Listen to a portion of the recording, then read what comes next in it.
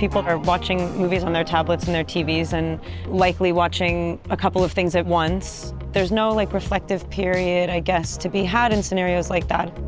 Buying the Highland Park Theatre, I want it to be somewhere that families can go and that also filmmakers can go. And so we can kind of be in service of each other and we can be in actual communication with people and not cut off from each other. I don't think it's a nostalgic or sort of overly sentimental idea. I think people are kind of like, you know, really desperate for it.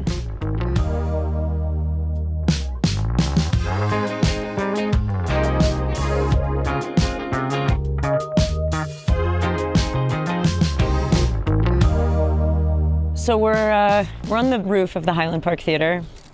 My connection to this place is fairly new. I've been driving by all of these theaters that had been turned into stores or were just sort of empty. And I was just like, God, I want to get in there. I want to like look inside all these spaces. The timing of this thing becoming available was shocking because I was just really percolating on the idea of going to the movies, not dying. I'm from the Valley and I moved to Los Feliz. You know, I have like the Los Feliz 3 in the Vista, but this was not my drippy little kind of dingy small theater experience, but it was a lot of my friends.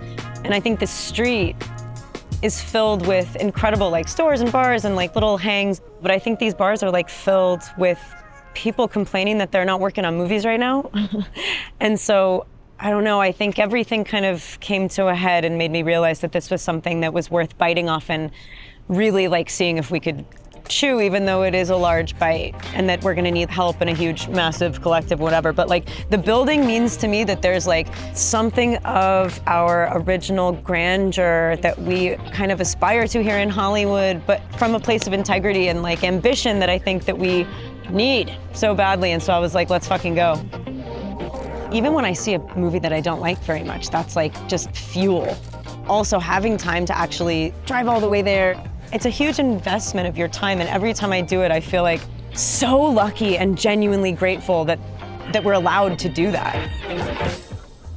Like, we're busy all the time, and there's always something more important to do, and like, you could always catch it on an airplane, or you could catch it like, you know, before or after work or something, or maybe in a couple pieces. And there are certain kind of poetic washes that you want to like, you know, it sounds cheesy, but like, sort of hold the proverbial hand of all of us at once, and you just can't do that by yourself. And so like every time I get to go to the movies, I feel like, you know, we're lucky to be alive. It's like stolen time. And it's usually one of the first places you get to go as a kid unaccompanied. You're like, yeah, I'm just gonna be dropped off at the movies and then picked up again. You do get to kind of cultivate your taste and go, yeah, I mean, that's my favorite movie. Like, some kids got off on going to see like Empire Records a ton of times, and that was because you got to like see your homies also there being like, yeah, this movie is tight. I don't know, you get to like kind of like find your others. It's misfitty stuff too. It feels like you're kind of under the bleachers. Everything that's already living here is so beautiful. It just needs like to be taken care of. I mean, the place is falling down. We definitely need like a lot of help. But it's worth it because we can play music here, we can have conversations here, we can do Q&As here, we can have our professional engagements here, and then we can engage people who actually live here and invite them into something that doesn't feel so corporate.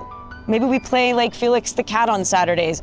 In other words, what I'm saying is, it would be nice to take little corners of what I think is like high art cinema culture and normal audience members, families. There aren't such differences between us. I think it'd be nice to have like a sort of community center that not only has, you know, the movies that are played in theaters nationwide and worldwide, but also have programs that kind of ingratiate people to cinema and kind of make it for everyone.